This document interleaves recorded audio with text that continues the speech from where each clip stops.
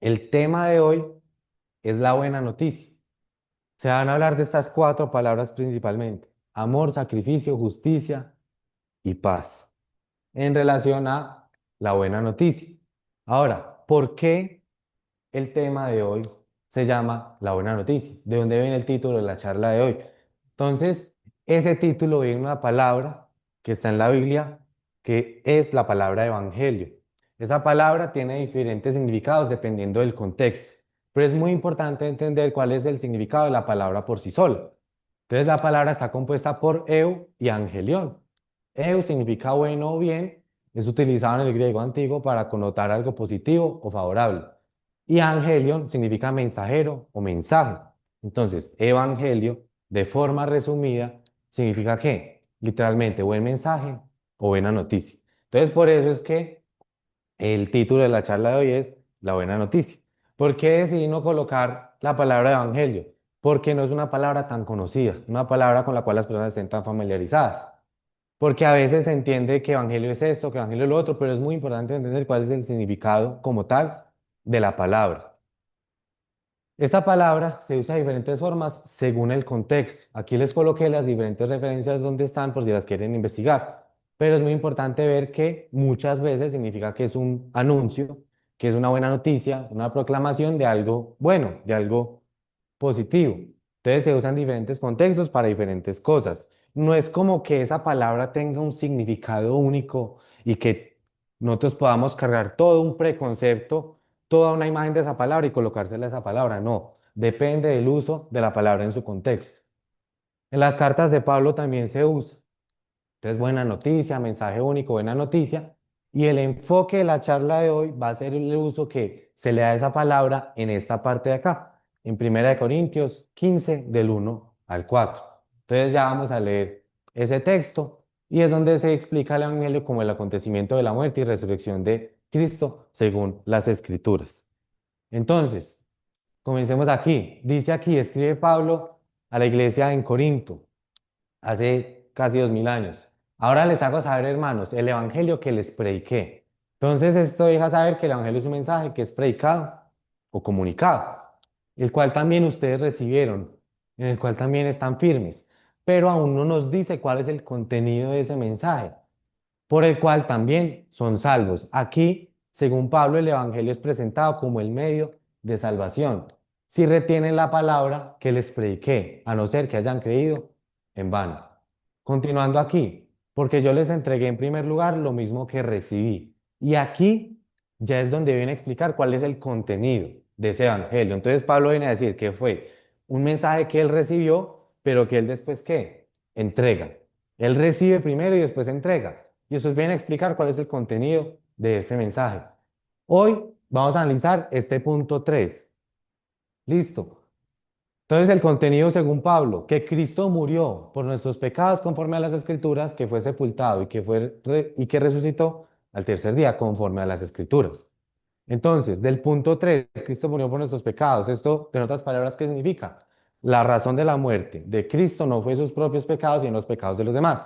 Y por otro lado, en el punto 4 es que Cristo fue sepultado al tercer día, venció la muerte al tomar la vida. Entonces, según Pablo, este es el contenido del evangelio que él estaba predicando. Ahora bien, ¿por qué estas palabras de conforme a las escrituras, las repite tanto para hacer referencia como a la muerte, como también a la resurrección? Porque es muy importante saber que las escrituras, aquí en este contexto, no hace referencia a la totalidad de que lo que nosotros conocemos hoy como la Biblia. Porque cuando Pablo estaba escribiendo, lo que había eran que el Antiguo Testamento de los judíos. Entonces dice que Cristo murió por nuestros pecados conforme al Antiguo Testamento. Y también hace referencia a esto como la resurrección. Pero la pregunta es, ¿cómo es que Pablo dice que es conforme a las escrituras si eso aún no había sucedido cuando se escribió el Antiguo Testamento? Y para eso, para las personas que no la hayan asistido, están las últimas dos charlas que se analizó el Antiguo Testamento desde dos perspectivas. Una, las profecías mesiánicas del Antiguo Testamento y por otro lado, Isaías 53, que fue el texto que se analizó hace 8 días. Entonces, por eso es que Pablo Está haciendo referencia tanto a la muerte como a la resurrección, como algo del Antiguo Testamento, porque en las profecías mesiánicas se habla que el Mesías tenía que morir, pero que el Mesías también tenía que resucitar. Siguiendo por acá, el enfoque de hoy va a ser esto, que Cristo murió por nuestros pecados. Vamos a profundizar en eso, en ese contenido de esa parte. Listo. Esta segunda parte de la resurrección se va a abordar después. Entonces, pregunta paradójica, ¿cómo puede ser la muerte de un hombre una buena noticia? ¿Por qué eso es paradójico? Porque cuando uno le dicen alguien se murió, sea que es una buena noticia o una mala noticia, depende de quién es también. Puede ser una persona que ya tenga mucha edad y no, no, no.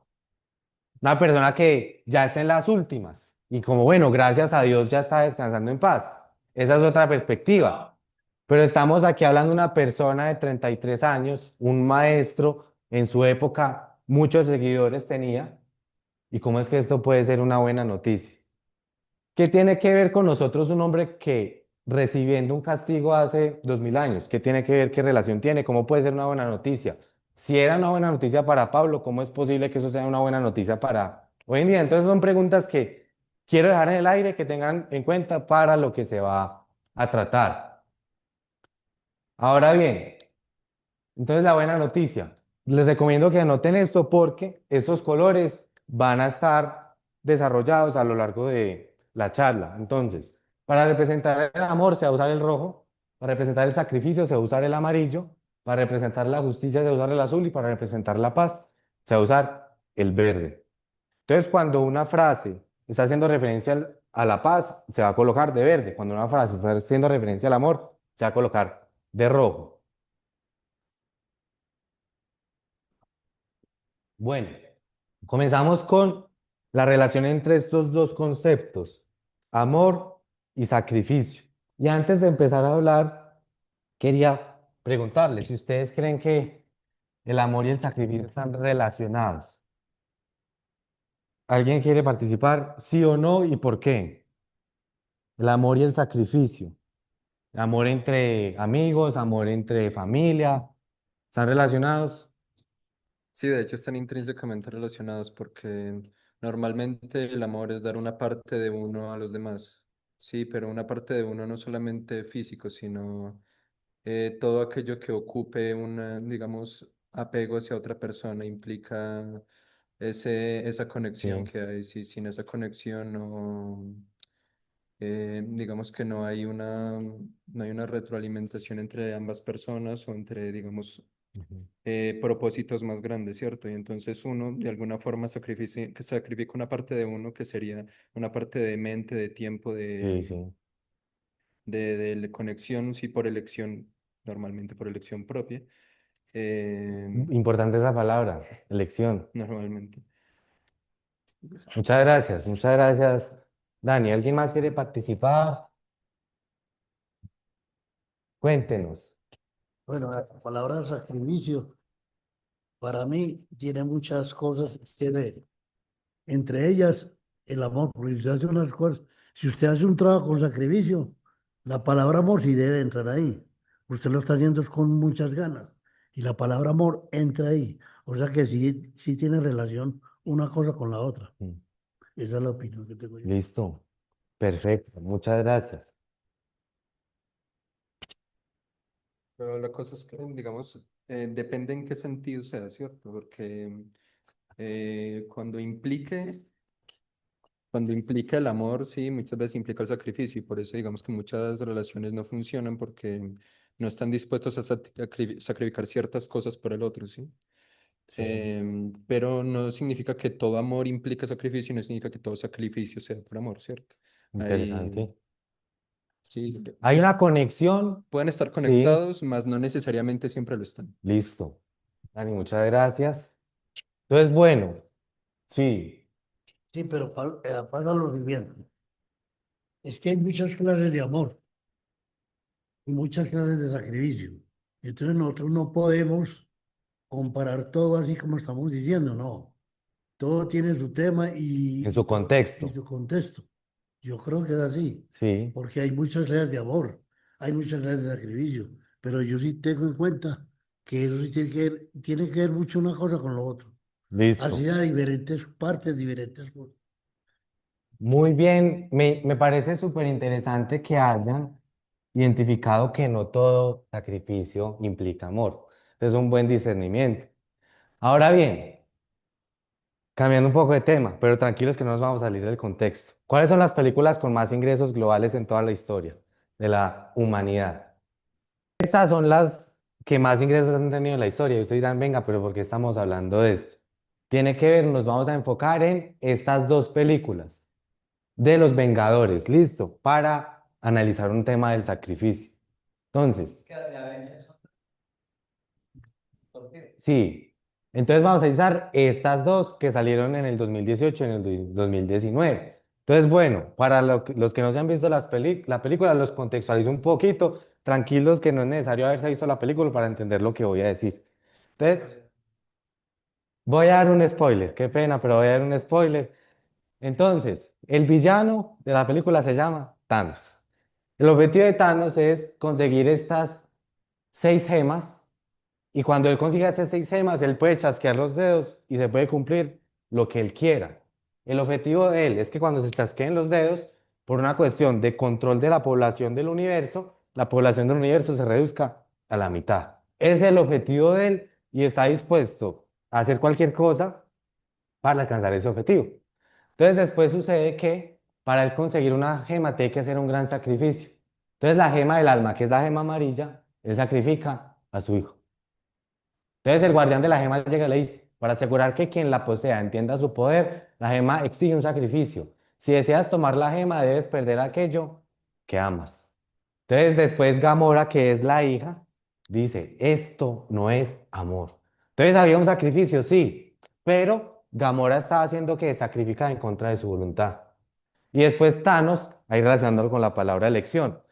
Thanos le dice, ya ignoré mi destino una vez, no puedo volver a hacer, no lo puedo volver a hacer ni siquiera por ti.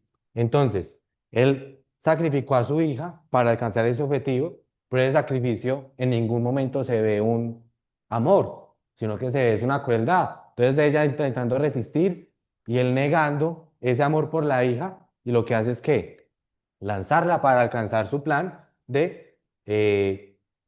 sí, de dividir la población humana en dos y destruir una. Entonces, bueno, después, ¿qué sucede? La adicción de Doctor Strange. Entonces, Doctor Strange que tiene esta gema, que es la gema verde, él tiene la capacidad de viajar en el futuro, porque es la gema del tiempo. Y entonces él ve o sea, él logra como ver diferentes caminos por los cuales el futuro puede ser. O sea, él no ve un futuro único, sino que él ve 14 millones de finales. Entonces él dice así, avance en el tiempo para ver futuros alternos, estudiar los posibles resultados del conflicto que viene. Entonces Capitán América le dice, ¿cuántos viste? Y Doctor Strange dice, 14 millones 605 finales. Y Iron Man pregunta, ¿en cuántos ganamos? Y Doctor Strange dice, en uno. Entonces solamente había un camino que podían recorrer para alcanzar esa victoria. Y después aquí viene el spoiler, lo que sucede al final es que había una única opción. Entonces los Vengadores están peleando en la batalla final contra Thanos y Iron Man mira a Doctor Strange. Y Doctor Strange le confirma que esta es la única opción para ganar. Le dice, esta es la única opción. Y la única opción entre 14 millones de posibilidades. Y después, ¿cuál es el problema? Que esa única opción para salvar la humanidad, para rescatar a las personas, era que Iron Man sacrificara su propia vida. Entonces, lo que tenía que hacer Iron Man era coger las 6 gemas, colocarlas en el guante de él y él mismo chasquear los dedos. Solamente que iba a hacer tanta energía que él iba a morir. Entonces, este sacrificio ya es visto como un acto heroico, mientras el primer sacrificio no es visto como un acto heroico, sino un acto cruel. Entonces, aquí vemos, en la historia hay dos sacrificios. El primero, Thanos sacrificando a su hija.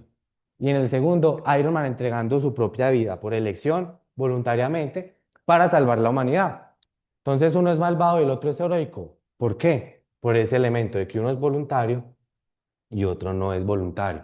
Entonces es muy interesante ver la relación entre la palabra amor, entre la palabra sacrificio, pero también con la palabra voluntad. Para que haya un amor es necesario que haya una voluntad en medio. Entonces, bueno, esto trae un eco de unas palabras que dijo Jesús y dice así, nadie tiene un amor mayor que este, que uno dé su vida por sus amigos. Entonces, aquí está tanto la voluntad, está como el sacrificio y está el amor. Pero aquí se está hablando de una categoría muy grande que es la vida, y sí, pero es muy interesante lo que ustedes me estaban comentando ahorita. No necesariamente el sacrificio tiene que implicar, no, me voy a morir, no. Puede ser con los pequeños detalles de la vida, puede ser con el tiempo, puede ser con la mente, puede ser con las palabras, pueden ser diferentes formas en las cuales nos sacrificamos día tras día. Si yo salgo a comer con una persona y estamos ahí 2 horas, estoy sacrificando ¿qué? 2 horas de mi vida. Entonces, no estoy sacrificando el 100%, pero estoy sacrificando una parte. Entonces, les quería compartir esa reflexión entre el sacrificio, la voluntad y el amor. Ahora bien, coloquémoslo aquí en este gráfico. Ya vengo a explicar un poco de estas palabras que están acá. Entonces, el amor impulsa a un sacrificio. Eso sí, entendiendo lo que vimos ahorita de que no todo sacrificio significa que es amor. Entonces, bueno, ya vamos con otros dos conceptos, amor y justicia.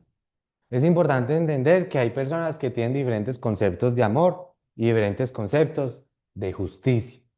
Yo lo voy a abordar aquí de la forma en la que yo lo he entendido.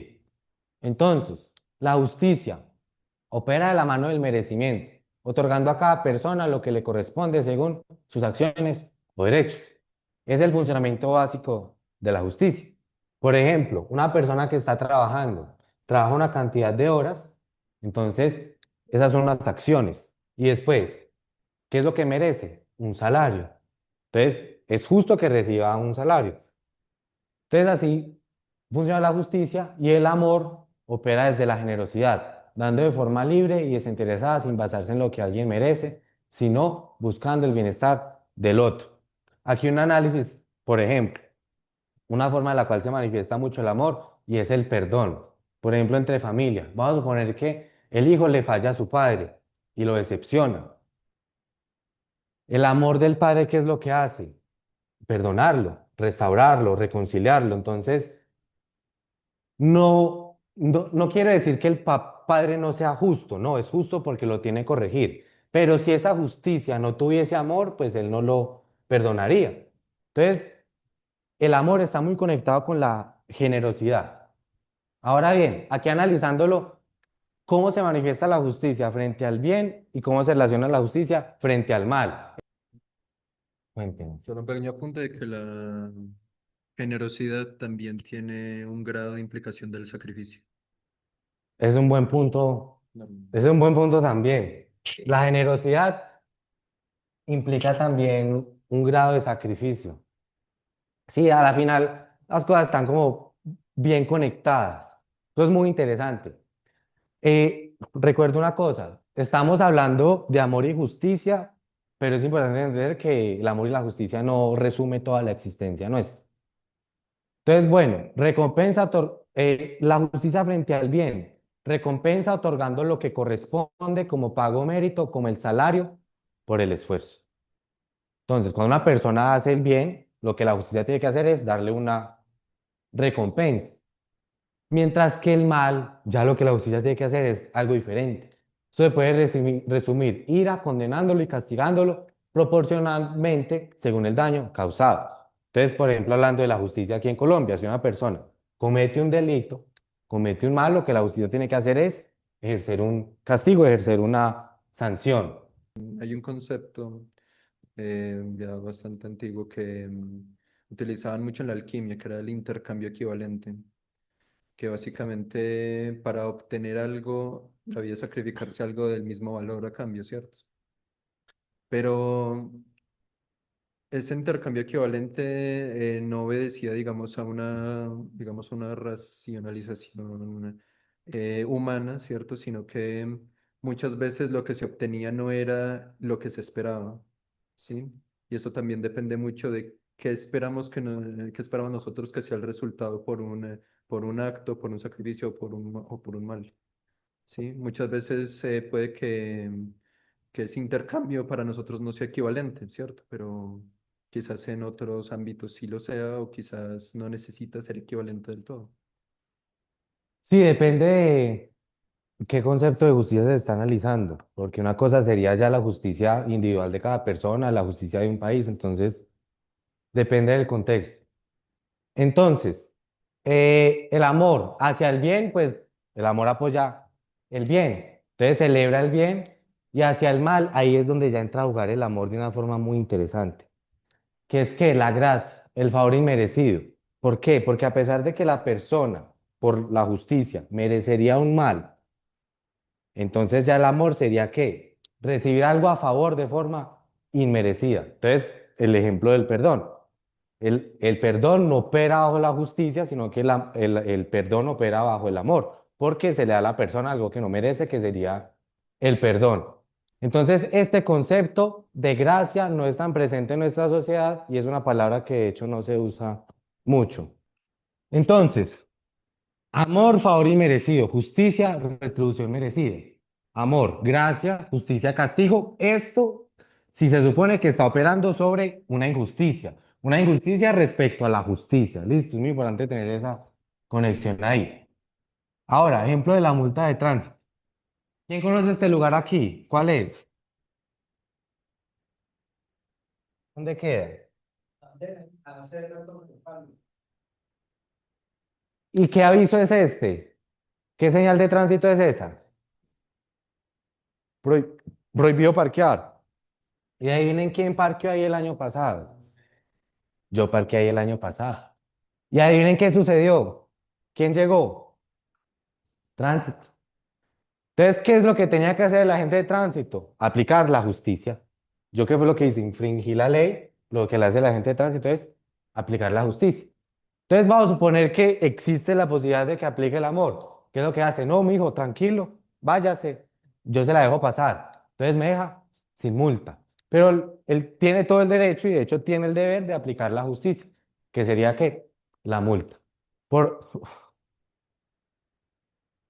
¿Cómo? Sí, claro. Eh, ¿Puedes trabajar? Vale. Em, ¿Por qué dejarlo ir sería el amor? Listo. Es muy importante entender que el amor y la justicia no están del todo desligados. ¿En qué sentido? En que, por ejemplo, un padre que pasa por alto el error de su hijo está haciendo un problema porque tiene que disciplinarlo. Entonces, la justicia puede ser visto como un medio de disciplina para que la persona no se vuelva a parquear mal. Lo que estamos analizando aquí es el concepto de amor sin justicia y el concepto de justicia sin amor. Entonces, si el policía de tránsito lo deja ir y no lo multa, el policía estaría siendo injusto ante la ley, porque ante la ley tiene que ejercerla. Y si el policía de tránsito no lo deja ir y lo multa, el policía estaría siendo justo ante la ley.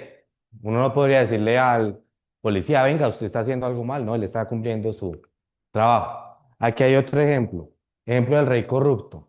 Entonces, imaginémonos que hay un rey y ese rey robó mucho dinero y fue muy corrupto y mató personas para alcanzar el poder y una cantidad de cosas. Y después de unos años, finalmente está frente a un juez, frente a un tribunal. Y el juez tiene la lista clara de todo lo que cometió, todas las justificaciones para enviarlo a la cárcel. Y después supongamos que este juez dice así, yo soy un juez amoroso y perdonador. Aquí estamos analizando amor sin justicia. Algunos me dicen que yo soy amor, por lo tanto estás perdonado. Vete en paz y no robes más. ¿Cuál sería la reacción aquí del pueblo, de las personas que sufrieron? ¿Podría ser este juez considerado justo? ¿Cómo lo ven? ¿Cómo reaccionaría? Intentémonos colocar en ese papel del pueblo. Entonces, se podría ver como un juez corrupto, porque lo que él tiene que hacer es ejercer la justicia. Entonces, el amor sin justicia sería no mandarlo a la cárcel, y la justicia sería simplemente condenarlo a la cárcel porque cometió una corrupción frente a la justicia. Ahora bien, si el juez le dice al criminal que está perdonado y no lo condena a la cárcel, el juez estaría siendo injusto. Mientras que si el juez le dice al criminal que no está perdonado y que no está perdonado y si lo condena a la cárcel, el juez estaría siendo justo. El juez puede ser juzgado como un juez malo por condenar a un criminal, porque sí o porque no. Voy a cambiar un poco aquí ya el tema para hablar de Dios, se vuelve un poco más complejo, pero la idea era primero analizar esos conceptos aquí, nosotros como humanos. Ahora es muy importante entender algo. Aquí se están hablando de amor y de justicia como dos atributos de Dios, pero es muy importante entender que Dios no se limita a dos atributos y no se puede traer a Dios, que es Dios, y simplificarlo en una caja de categorías humanas. ¿Listo? Bien. Entonces quiero dejar eso claro. Primero, que es importante entender el amor y la justicia, sabiendo que Dios es Dios, que tiene una cantidad de atributos más, características más, porque a veces hay una tendencia, y esto es un problema espiritual, a veces en la teología, donde se cree como si Dios fuese aceite, no, como si fuese algo que uno puede agarrar en la mano, pero en realidad es como aceite. O sea, uno lo intenta agarrar, pero no se puede agarrar. Lo que quiero decir es que la idea no es encasillar a Dios en una caja. Listo, con lo que voy a decir aquí. Entonces, bueno, entendiendo que es más allá también. Y nosotros hemos conocido y creído el amor que Dios tiene para con nosotros. Dios es amor. Y el que permanece en amor permanece en Dios y Dios en él. Ahora, otro atributo que sería la justicia de Dios. Pero el Señor permanece para siempre. Ha establecido su trono para juicio y juzgará al mundo con justicia. Con equidad ejecutará juicio sobre los pueblos. Entonces, ¿qué es lo que les quiero compartir primero? Que Dios tiene esa característica de ser amoroso, pero al mismo tiempo de ser justo, no siendo las únicas dos características.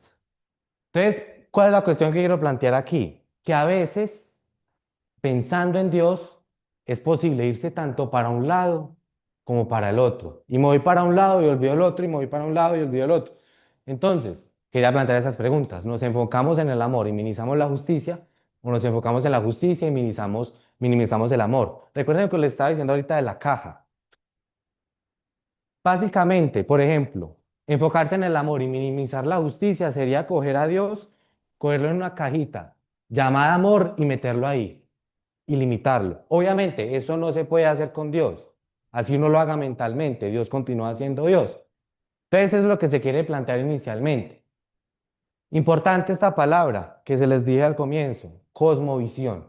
¿Qué es la cosmovisión? Es la manera en la que una persona interpreta la realidad como los lentes con los que ve al mundo, a Dios y a sí mismo y a los demás. Todas las personas en este mundo tienen una cosmovisión, tienen una forma de entender el mundo, tienen una forma de entender la realidad, son como unos lentes. Y es muy importante entender que cada uno tiene su propio lente para analizarlo, para evaluarlo, para mejorarlo, para evolucionar. Entonces, hay diferentes cosmovisiones y unas cosmovisiones respecto a este amor y respecto a esta justicia se inclinan más para un lado, se inclinan más para el otro, o hay otras que intentan no enfocarse en ninguno. A ver cómo lo explico, como intentar sacar los dos del plan, por decirlo así. Entonces aquí se van a hablar de unas brevemente. En la página web están todas de forma específica. Si alguien quiere hablar de alguna en específico, analizar si sí, si no, si minimiza, si no minimiza algún atributo de los que estamos hablando, no es sino que me avise. Entonces aquí, por ejemplo, cosmovisiones que minimizan el amor de Dios y se enfocan en la justicia. Por ejemplo, el legalismo cristiano reduce el amor de Dios a normas rígidas y vigilancia. Otro, el estoicismo, sustituye el amor por un orden racional e impersonal. Ven a Dios simplemente como un orden y algo totalmente impersonal. Y también hay otro, aquí estoy explicando nada más los que están subrayados, que es el determinismo cristiano extremo. Es donde el amor de Dios está restringido solamente a un grupo de personas. Entonces, son cosas que, por inclinarse hacia el lado de la justicia, de cierta forma minimizan o en algunos casos eliminan el amor. Ahora, se van a ver otras cosmovisiones que toman ya el atributo del amor, lo maximizan y el atributo de la justicia casi que lo olvidan. De nuevamente, encasillando a Dios y limitándolo a una sola característica, a una sola idea, a una sola palabra que sería, en este caso, el amor, y ya vamos a ver la justicia. Entonces, voy aquí a hablar de estos tres. Entonces, por ejemplo, cosmovisiones que minimizan la justicia de Dios. Marción. Marción es del siglo II y rechazaba al Dios justo del Antiguo Testamento. Entonces él decía, no, lo que tenemos aquí del Antiguo Testamento, esto aquí es otro Dios. Y solo aceptaba el amoroso del Nuevo Testamento, negando la justicia como parte del carácter divino. Entonces, es como si los ojos de él estuviesen puestos sobre el amor y perdiera de vista la justicia. Por otro lado, nueva era, niega el pecado objetivo, concibe a Dios como energía impersonal, elimina la justicia y el juicio divino. Y aquí la última teología liberal redefine el pecado como simple error humano y minimiza la justicia al eliminar juicio y condena. Entonces, puntos que les quiero compartir aquí importantes, que es importante saber que una persona que ustedes conozcan no es que él sea 100% una cosmovisión, no. La persona puede tener partes de una, partes de otra, pero tiene una cosmovisión. Entonces, con esto la invitación es a no estigmatizar a las personas en etiquetas o en cosmovisiones. Ahora bien, ¿yo por qué les comparto que es importante conocer estas cosmovisiones? Porque estas cosmovisiones están entrando, por ejemplo, en movimientos cristianos y se hacen pasar por movimientos cristianos, cuando en realidad la raíz es algo totalmente diferente. Ahora bien, aquí redefine el pecado como simple error humano. Aquí hay que tener mucho cuidado con esta palabra, la palabra pecado. ¿Por qué? Porque a veces hay mucho preconcepto o carga que se le da a esa palabra que en el texto bíblico no tiene. Yo voy a compartir con ustedes lo que yo he analizado, lo que he investigado respecto a esta palabra pecado, que está muy relacionado también con la palabra justicia. Entonces, ¿qué es el pecado? No es lo que cada persona decide llamar malo. Eso es supremamente importante entenderlo. No es algo que gira alrededor mío, porque yo no soy el que determina lo que a la final es justo o lo que a la final no es injusto.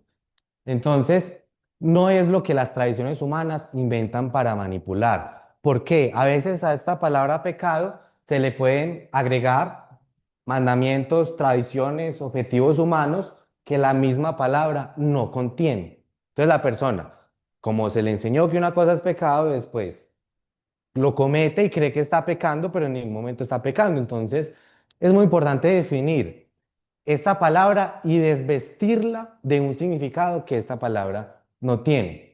Punto importante, es lo que Dios como legislador define como contrario a su voluntad y su perfección. ¿Qué es lo que quiero decir con esto? El que define el centro de lo que es y no es pecado, de lo que es bueno y lo que no es bueno, es Dios. Por ejemplo, si nosotros estamos aquí en Colombia, ¿qué es lo que determina lo que es crimen y lo que no es crimen? La justicia colombiana. No es el ciudadano el que dice, no, es que así la justicia humana, así la justicia del Estado, diga que esto no está mal, pues yo voy a decir que eso está mal. Y punto. Entonces es muy importante entender que es algo que gira alrededor de Dios y que no puede de ninguna forma girar en torno al ser humano. Ahora bien, aquí, primera de Juan 3:4, el pecado es la infracción de la ley. Entonces el pecado sería frente a lo que es bueno, infringirlo. Listo. Ejemplo sencillo, así como un país defiende que es delito y no cada ciudadano, Dios es quien determina qué es pecado y qué no.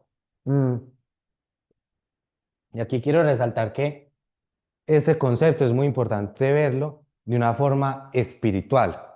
¿Qué quiero decir con esto?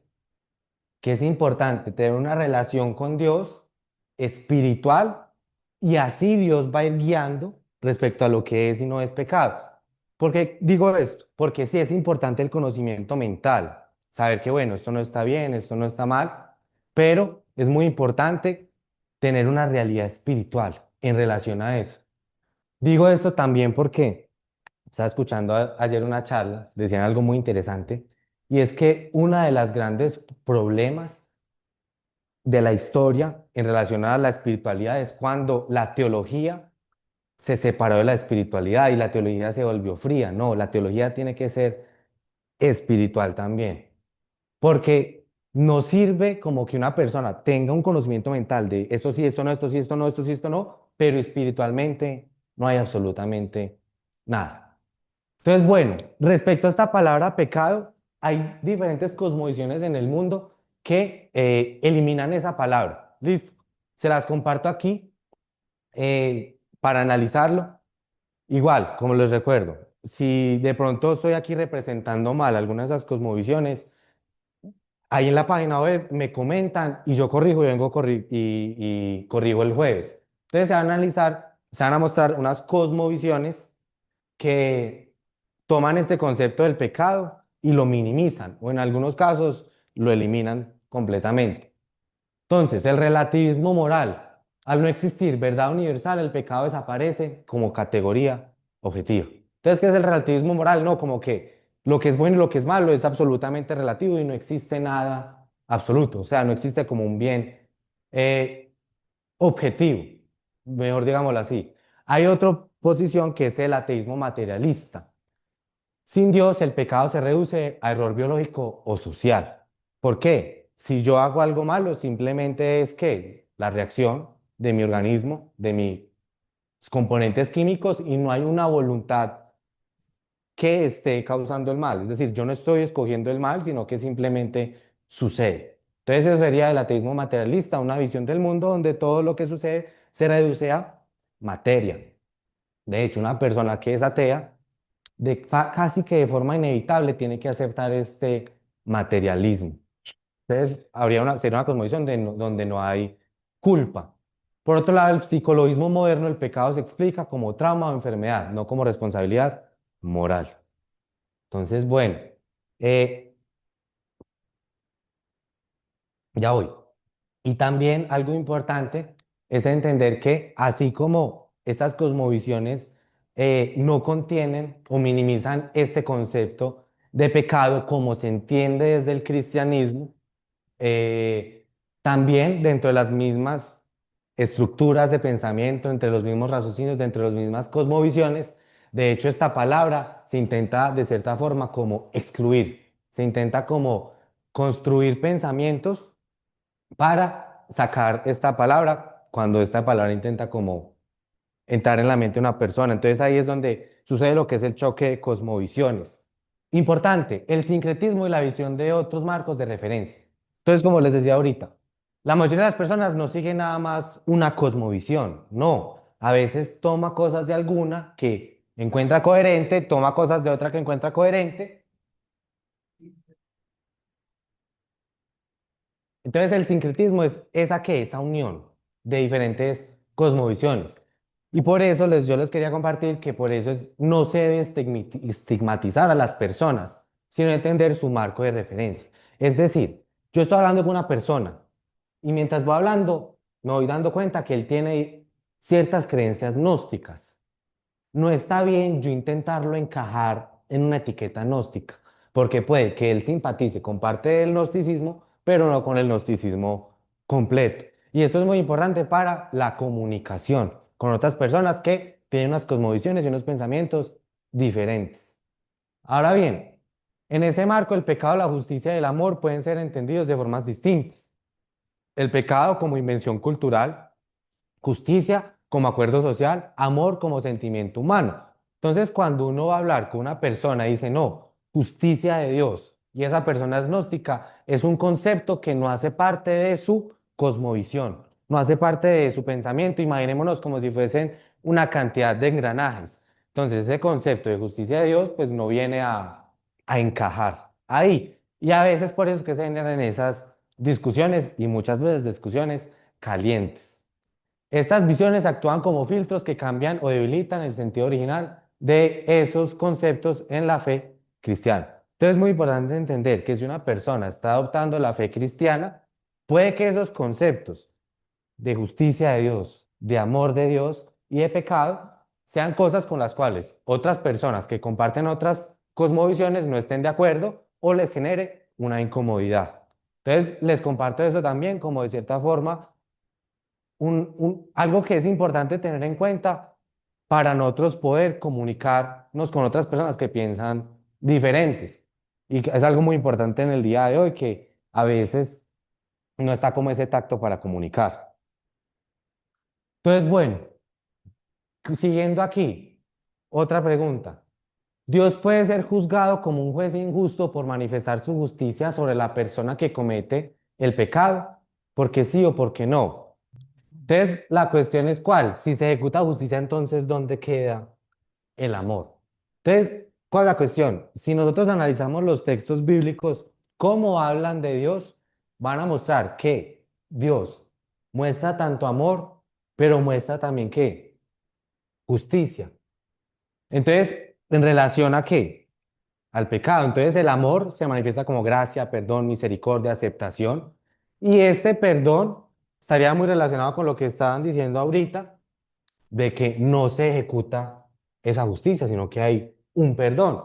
Ahora bien, ¿cuál es la cuestión? Que entre estas dos acciones es posible que haya una contradicción. Es decir, una persona cometió algo y viene entonces el perdón y al mismo tiempo viene el castigo. Entonces ahí está la cuestión, bueno, castigo o perdón. Esa es la cuestión. Sí, la idea es mostrar como una posible tensión entre lo que sería el amor y lo que sería la justicia. Entonces, si Dios es amoroso con el pecador, entonces le da perdón y lo salva. Si Dios es justo con el pecador, entonces le da castigo y lo condena. Recuerdo, esto es aquí es hablando de justicia sin amor y de amor sin justicia. La idea es ver los dos conceptos por separados. Y aquí, la parábola entre el amor y la justicia. Es justo que Dios perdone, es amoroso que Dios condene. Si Dios ama y perdona, tendría que negar su justicia y ser injusto. Si Dios es justo y condena, tendría que negar su amor y ser insensible. Entonces ahí es donde está la cuestión. Entonces, si Dios decide, no, no voy a ejecutar la justicia, pero en ese no ejecutar la justicia, lo que está haciendo es manifestar ese amor, eso significa que estaría dejando de ser justo o ese perdón es justo. Esa es la cuestión que queremos analizar hoy. Y bueno, tensión teológica, ¿cómo es posible que haya armonía entre la justicia y el amor de Dios? Es posible un equilibrio.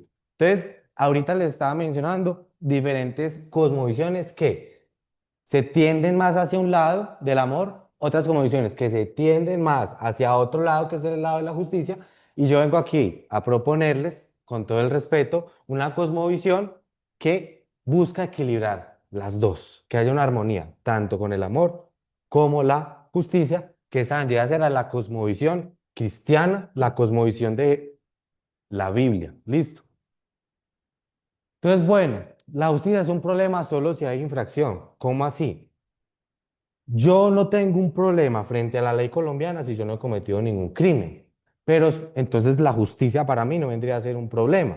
De hecho, estoy tranquilo. Pero si yo infringo, ya vendría a ser un problema para mí, porque el trabajo de la justicia sería traer un juicio, un castigo.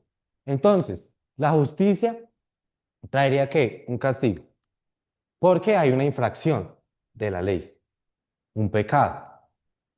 Ahora bien, aquí es donde ya entra la respuesta desde Jesús para responder esa pregunta y para intentar dar un equilibrio entre la justicia de Dios y el amor de Dios. Y aquí es donde entra Jesús con este nombre en el Nuevo Testamento, el Cordero de Dios. Entonces dice así, al día siguiente Juan vio a Jesús que venía hacia él y dijo, he aquí el Cordero de Dios que quita el pecado del mundo. Entonces, Jesús es introducido como una persona con una misión, con un objetivo, pero es llamado el Cordero de Dios. Y el objetivo es quitar el pecado del mundo. Ahora bien, ¿por qué subrayo aquí Cordero de Dios y por qué está en amarillo? Porque ese amarillo representa sacrificio. Y en el contexto judío de la época, el Cordero de Dios era un animal que se usaba para el sacrificio que ellos practicaban. Ya hoy en día ya no se practica. Entonces, el Cordero de Dios. Jesús es presentado como una persona relacionada con ese sacrificio, con este Cordero, y que la misión era quitar el pecado del mundo. Y después dicen por acá también Juan, y sabéis que el Jesús apareció para quitar nuestros pecados y no hay pecado en él. Entonces, aquí las referencias del Antiguo Testamento donde se habla de ese cordero. Y uno de los requisitos de ese cordero era que ese cordero no tuviese defecto. Entonces, primer punto, Jesús es mostrado como alguien que representa un sacrificio y tiene la misión de quitar el pecado. Entonces, esto en el gráfico que estábamos trabajando ahorita sería más o menos así. Es decir, aparece Jesús, lo coloqué aquí como el cordero, entendiendo que Jesús no es un cordero literal, eh, y lo que haría sería que el pecado que estaba aquí representado por esta pelotica gris vendría a ser quitado.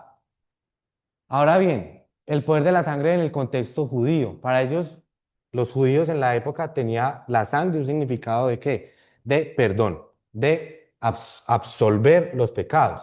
Entonces, dice así Mateo y dice así Efesios, porque esto es mi sangre del nuevo pacto, que por muchos es derramada para remisión, perdón de los pecados, en quien tenemos redención por su sangre, el perdón de pecados según las riquezas de su gracia. Entonces, lo que se quiere decir aquí es que, ¿qué? Que Jesús se relaciona con el cordero, se relaciona con la sangre y se relaciona con el perdón y con quitar el pecado. Entonces esto gráficamente sería prácticamente esto. Entra Jesús y el objetivo es que tomar el pecado y quitarlo. Y ahí es donde entra la pregunta. Una vez la sangre de Cristo quita y perdona los pecados, ¿qué sucede con los pecados?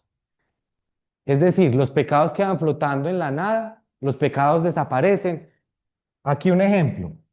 Imaginémonos que un amigo, yo tengo una deuda con el banco y el amigo me dice a mí, Tomás, yo se lo voy a pagar a usted esa deuda. Entonces, ¿qué es lo que pasa? Él llega y me quita la deuda. Esa deuda quedaría sobre él.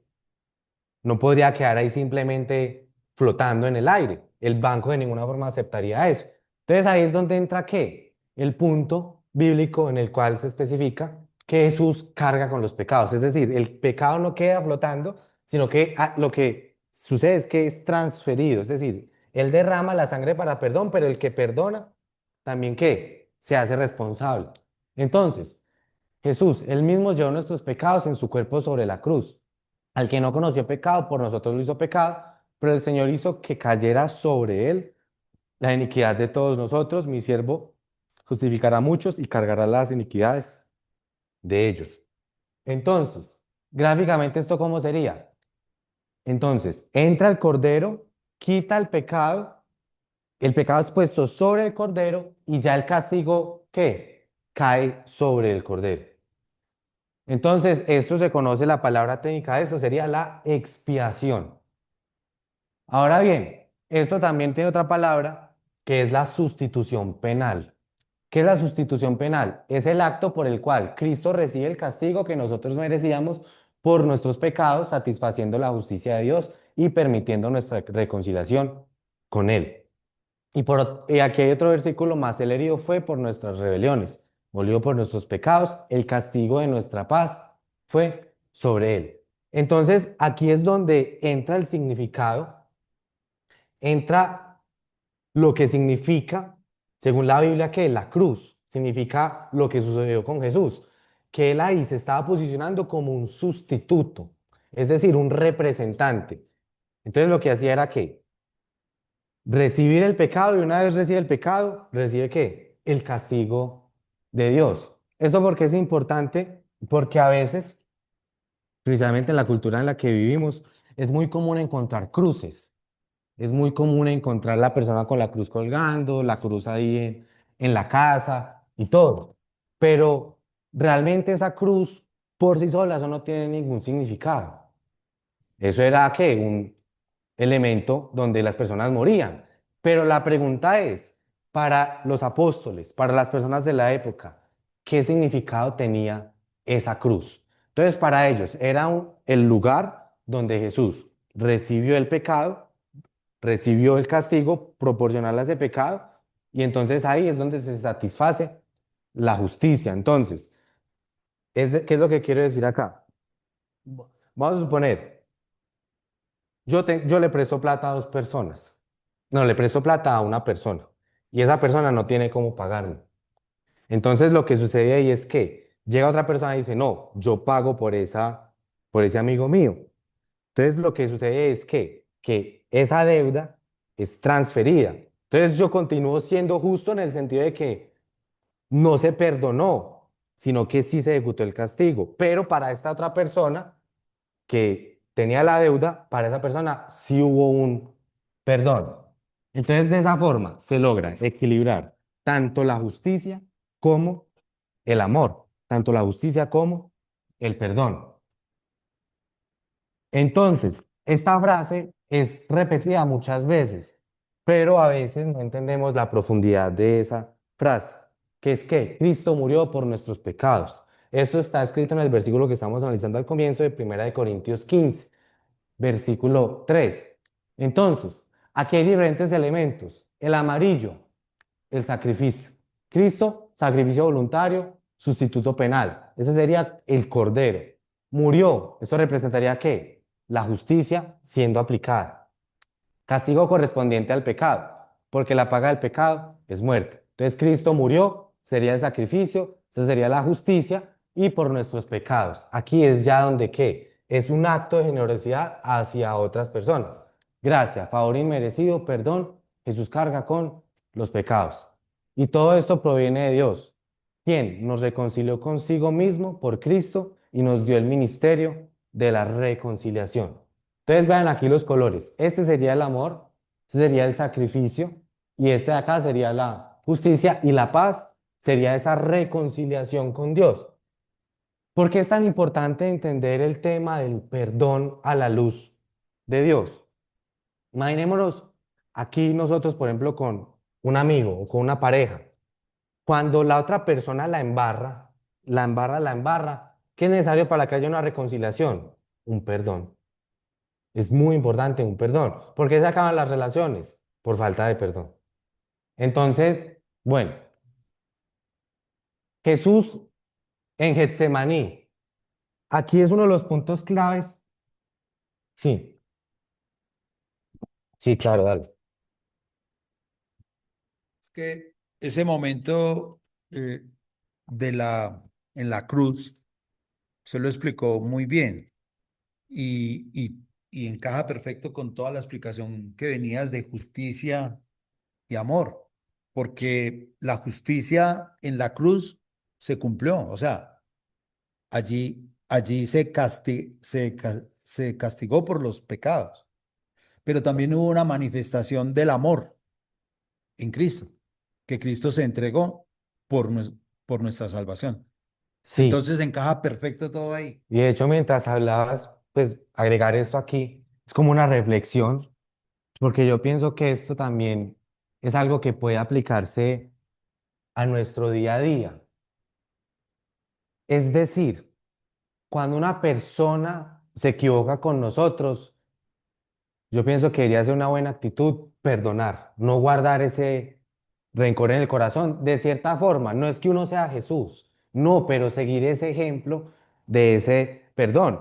Y a veces lo que le cuesta a uno dar perdón a las demás personas es el orgullo. Y aquí lo que costó fue la vida. Es decir, el costo para nosotros perdonar no es tan grande. Entonces, quería dejar como esa reflexión, esa invitación para todos y para mí a que busquemos ser personas que perdonamos más, que perdonamos más. Eso no implica que uno deje de ser justo, porque ese perdón puede estar acompañado de decirle a la persona, ven, tú hiciste esto y me parece que no estuvo bien, deberías mejorarlo, pero yo te perdono, continuemos siendo amigos. Entonces quería también dejar esa reflexión porque es muy importante entender que esto no puede simplemente quedarse en la teoría, simplemente quedarse en la teología, sino que lo más importante es que esto tenga un impacto sobre la vida, sobre el día a día. Entonces, Jesús en Getsemaní. ¿Qué sucedió con Jesús en Getsemaní? De acuerdo con los relatos bíblicos, hay un momento en el cual Jesús está orando y está orando antes de la crucifixión y le está orando a su Padre y está en una angustia muy grande. Y dice así, Jesús en Getsemaní, y Jesús, puesto de rodillas, oró diciendo, Padre, si quieres, pasa de mí esta copa, pero no se haga mi voluntad, sino la tuya. Y se le apareció un ángel del cielo para fortalecerle. Y estando en agonía, oraba más intensamente, y era su sudor como grandes gotas de sangre que caían hasta la tierra. Entonces, ¿cuál es la escena? Jesús está muy angustiado y le está pidiendo al Padre que le pase esta copa. Y entonces la pregunta es, ¿cómo así que esta copa?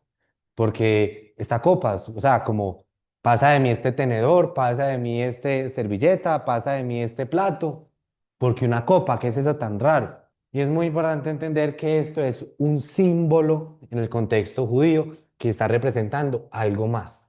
Entonces, ya cuando uno va a analizar el contexto judío del Antiguo Testamento, ¿qué es lo que sería esa copa? Despierta, despierta, levántate Jerusalén, tú que has bebido de la mano del Señor la copa de su furor, que has bebido del cáliz del vértigo hasta vaciarlo, porque así me ha dicho el Señor Dios de Israel, toma de mi mano esta copa de vino del furor, y hasta que beban de ellas todas las naciones de las cuales yo te envío. Entonces, en el Antiguo Testamento, esta copa es un símbolo del juicio, del castigo, de la manifestación de la justicia de Dios. Ahora bien, ¿cuál es la cuestión aquí? Que para Jesús, ¿por qué él le preocupaba entonces esa copa? Aquí en el Nuevo Testamento también hace referencia, vino de la ira de Dios, cáliz de su ira. En las Escrituras la copa es un símbolo del juicio y la ira de Dios. En Getsemaní Jesús está refiriéndose a este mismo concepto, la copa de la ira de Dios que él bebería en lugar de los pecadores. ¿Por qué? Porque Jesús en Getsemaní era consciente de que iba a recibir ¿qué? El pecado.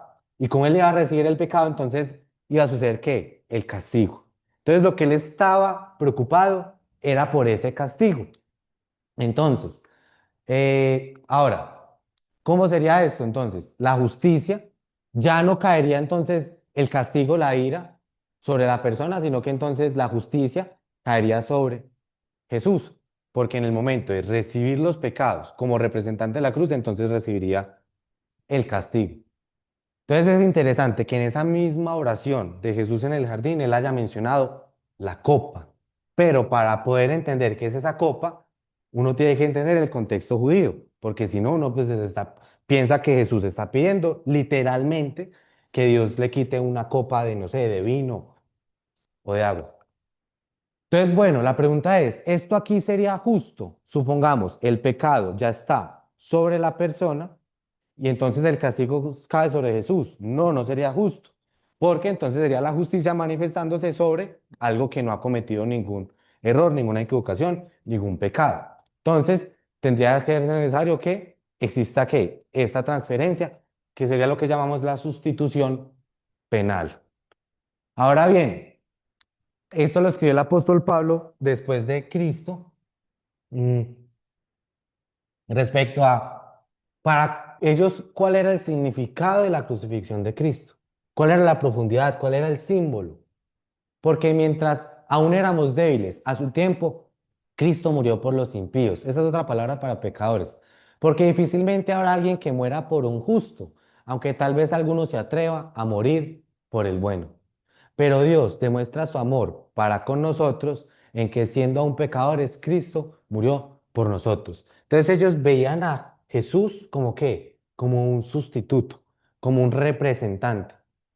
Y después dice así, el mismo versículo, entonces mucho más, habiendo sido ahora justificados por su sangre, que sería el símbolo de el perdón, seremos salvos de la ira de Dios por medio de él.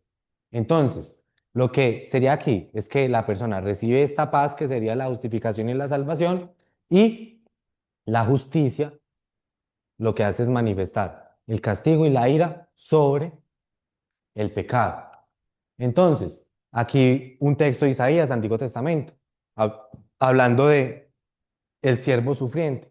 El castigo por nuestra paz cayó sobre él. Entonces aquí se muestra que un sacrificio, un castigo, y que cae sobre ese siervo. Pero el resultado de ese castigo es esa paz. Volvamos a lo de la deuda. Si un amigo mío está endeudado y yo digo, no, yo le voy a pagar esa deuda a usted, tranquilo que yo me encargo frente al banco. Lo que esa persona va a sentir es esa paz, esa tranquilidad.